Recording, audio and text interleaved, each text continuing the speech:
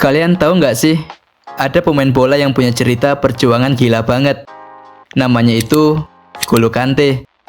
Kalau kalian dengar namanya, pasti langsung keingat sosok pemain kecil yang murah senyum dan tidak pernah marah. Tapi soal di lapangan, dia rajanya lari loh. Macam kereta api yang nggak pernah habis tenaganya. Itu kan memang ciri khas dari Kante. Tapi kalian tahu nggak? Dulu hidupnya itu sangat susah sekali. Jadi, Kante itu lahir di Prancis pada tahun 1991. Nah, ternyata keluarganya itu berasal dari Mali, yaitu di Afrika Barat. Tetapi orang tuanya itu imigran dan mereka pindah ke Prancis buat nyari hidup yang lebih baik. Tapi, kalian harus tahu, hidup mereka itu ternyata tidak semudah yang kita pikirkan. Ayahnya Kante meninggal waktu Kante masih kecil. Jadinya, dia tumbuh dalam keluarga yang pas-pasan banget. Kebayang nggak kalau kita di posisi Kante? Asal kalian tahu, sebenarnya dulu itu Kante nggak pernah sama sekali bermimpi jadi pemain bola terkenal kayak sekarang.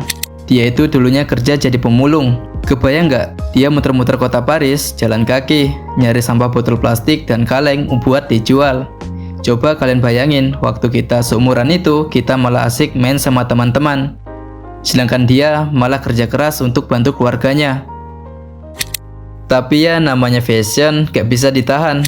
Kante mulai main bola di klub kecil dekat rumahnya dan namanya Surens. Nah, karena badannya kecil, jadi banyak pelatih yang gak ngelirik dia sama sekali. Tapi di sisi lain, Kante menunjukkan mental juaranya. Dia nggak peduli dengan omongan orang lain yang bilang dia kecil atau nggak bakal kuat main bola. Asal kalian tahu, dia latihan terus dan dia kayak punya dua paru-paru, nggak pernah capek ngejar bola. Sehingga pelatih di klub itu akhirnya sadar kalau anak ini punya sesuatu yang spesial. Dia bukan cuma pemain biasa, dia itu tipe pemain yang bikin semua orang di sekitarnya jadi lebih baik. Kayak perekat di tim gitu loh, ngerti kan? Nah, lucunya ini, meskipun dia bekerja keras, Kante nggak langsung masuk tim besar. Bayangin, dia baru main secara profesional di usia 21 tahun.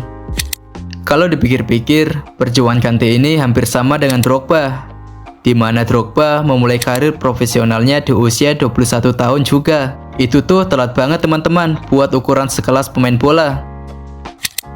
Dia mulai di tim kecil, yaitu Boulogne, di divisi bawah Liga Prancis. Gajinya juga kecil, tapi dia nggak pernah ngeluh. Dia tahu kalau mau sukses, dia harus terus kerja keras.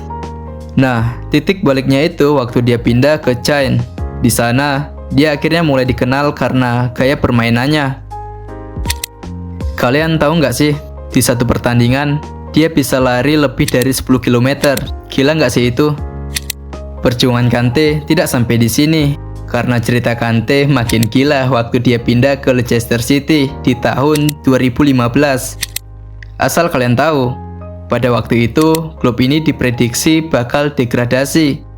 Tapi tahu nggak? Dengan kerja keras Kante dan temannya itu, Leicester malah juara Premier League. Ini tuh seperti dongeng yang jadi nyata. Nah, di sini semua orang mulai sadar. Ternyata Kante itu bukan pemain biasa.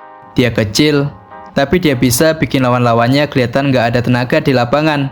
Orang bilang, kalau ada Kante di timmu, itu seperti punya dua pemain tambahan. Seperti yang saya katakan di awal video tadi, bahwa Kante seperti kereta api yang tidak ada habisnya. Setelah sukses di Leicester, Kante pindah ke Chelsea. Dan kalian tahu nggak apa yang ia lakukan untuk Chelsea? Di Chelsea, dia makin gila. Dia bawa tim juara Premier League. Terus Liga Champion, pokoknya lengkap deh. Tapi yang paling bikin berkesan, waktu dia bantu Prancis juara Piala Dunia di tahun 2018. Dan kalian tahu nggak, pada waktu itu, meskipun dia juara dunia, dia tetap orang yang rendah hati. Ada momen lucu waktu selebrasi Piala Dunia. Dia tuh malu-malu mau pegang trofi. Sampai akhirnya teman-temannya maksa dia buat foto sama trofi itu. Coba bayangin, juara dunia tapi masih malu-malu. Siapa yang nggak suka sama orang kayak gini?